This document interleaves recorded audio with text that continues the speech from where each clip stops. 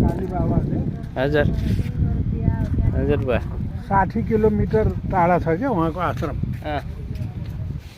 अनि आश्रमबाट के अरे एयरपोर्ट 60 किलोमिटर छ।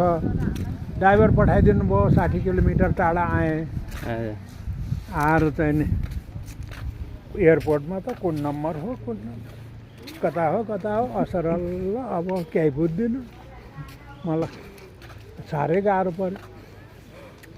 पछाडि एउटा माडे व्यापारी रहेछ काठमाडौँ आउने। ए बुवा हजुर काठमाडौँ जाने हो भने, हो भाइ भने ल आउनुहोस् तपाईँले सक्नुहुन्न यहाँ चाहिँ चल्नु, म सहयोग गर्छु तपाईँलाई भनेर त्यसले लिएर आएँ। यहाँ आएर एयरपोर्टमा झरेपछि अनि ऊ गरिदियो के अरे